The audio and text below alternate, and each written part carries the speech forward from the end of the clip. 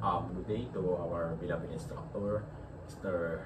Jomilio Amado. Sir, I am Maskar Kijanisa. I am from DC2C, and now this is my final video presentation for our subject Forensic 2 Personal Identification Techniques.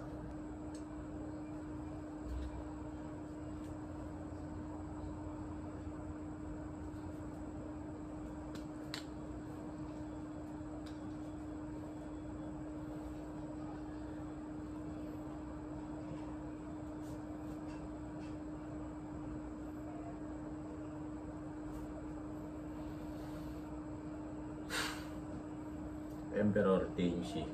Si Emperor Tenshi is siya yung first Chinese leader na kung saan siya ay nagpa-ukit sa White Jade. Sa kabilang side is yung kanyang fingerprint impression, and then sa other side is yung kanyang pangalan, and then rolled impression. Dito sa rolled impression is from other side to another. Magmumula siya dito, papunta dito sa kabilang side. Kapag itong thumb ang ating kukunan yung sa papasok towards sa katawan ng ating subject, papasok ng katawan. And then itong apat na to naman is labas naman siya ng katawan ng ating subject. Plain impression. Dito sa plain impression is ito ay pagka-lapat sa ink is diretso na agad sa lapat sa fingerprint card, unlike sa rolled impression. Latin print. Yung Latin print is ito is visible siya kapag ginamitan natin ng chemicals. Then fingerprint as an impression. Yung fingerprint as an impression is inire-reproduce natin yung fingerprint pattern natin sa pamamagitan ng ink or any coloring substance. Then radial loop. Yung radial loop is yung pattern, yung curve ng pattern is papunta dito sa ating hinlalaki. Ulnar loop. Yung ulnar loop naman is yung curve ng ating pattern is papunta naman siya dito sa ating hindiliit. Ridge destruction. Dito sa ridge destruction is kung saan depende to either permanent or temporary. Depende sa lalim ng ating sugat. Then epidermis. Yung epidermis is ito yung outermost layer ng ating skin na kung saan halimbawa nasugatan tayo is temporary yung magiging damage. Kapag less than 1 mm yung lalim ng ating sugat. Dermis. Yung dermis is yung innermost layer ng ating skin na kung saan kapag nasugatan tayo is permanent yung magiging damage, na kung saan kapag more than 1 mm yung lalim ng sugat is permanent na yung makaiiwan siya ng piklat. Katulad nitong sugat ko rito, although magaling na siya, pero ito kitang kita pa rin yung piklat na naiwan. Then polydactyl. Yung sa polydactyl is itong limang ito is ito yung normal sa polydactyl. Sobra siya ng isa. Then sa macrodactyl. Yung macrodactyl naman is ito yung normal. Halimbawa ito, sample ito. Mas malaki siya dito. Either dalawang daliri yung laki niya. Then microdactyl. Dito naman sa microdactyl is maliit naman siya, hindi naman normal yung laki. Ito yung normal na, halimbawa ito yung normal na laki. Maliit siya. Halimbawa ganyan lang siya. Yan. And then ectrodactyl. Dito naman sa ectrodactyl is ito yung normal na 5. May nawawala namang isa sa kanya. Either ito or ito, mali. Basta normal 5, sa ectrodactyl 4 siya.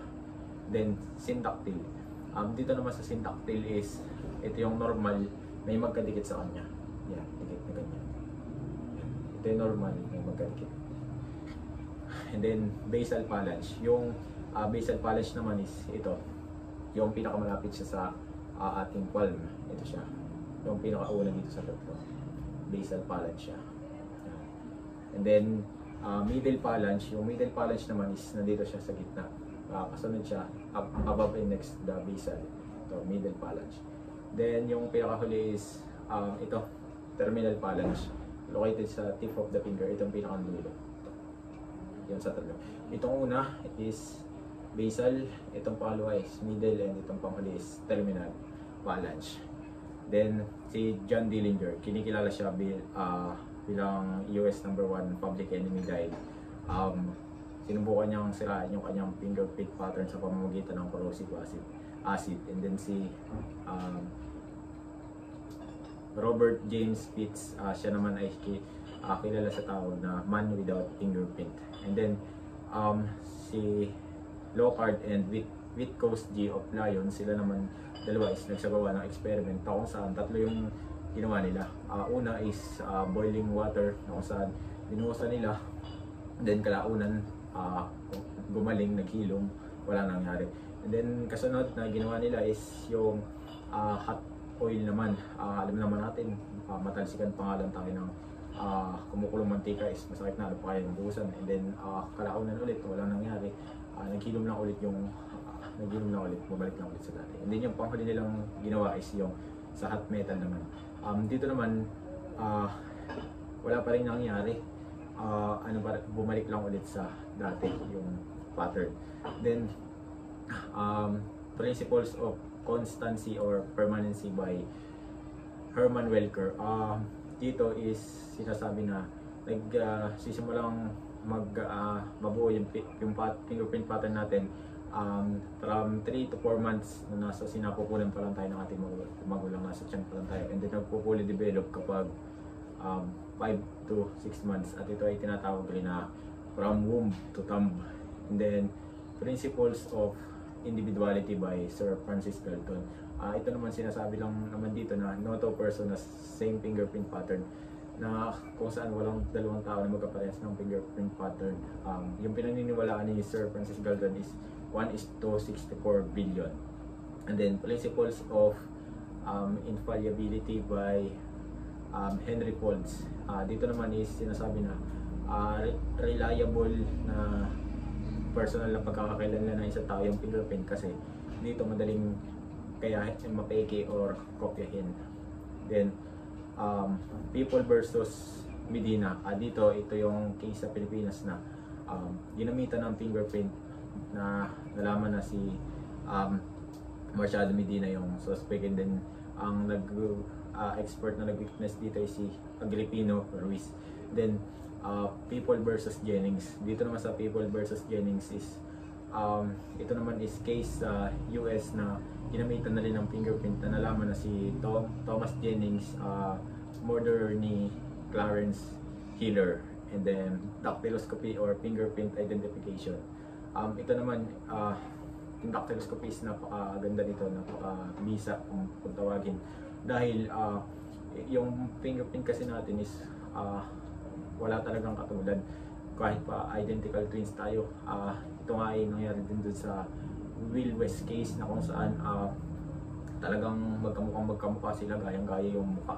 Then nung tinake yung fingerprint nila, kinuha yung fingerprint is yun, nalaman na hindi sila na yung magkaiba sila, kahit identical twin, hindi sila isa. Then polygraphy or lie detection test. Dito naman is yung halimbawa yung enforcer is nagtatanong sa kanyang subject, is dito sa polygraphy or lie detection test is nalalaman kung yung subject ba is nagsasabi ng katotohanan sa law enforcer. Then forensic odontology, ito naman is yung sa ngipin, which is halimbawa sa crime scene, yung victim natin is kinagat, and then titingnan kung kaparehas ba yung kagat na yun doon sa ngipin ng ating suspect. Then the last one is si Lucila Lalo. Siya is yung first Filipina chop-chop lady na na-identify sa pamamagitan ng fingerprints. So yun lang po sir, yung aking 30. Yun lang po, thank you.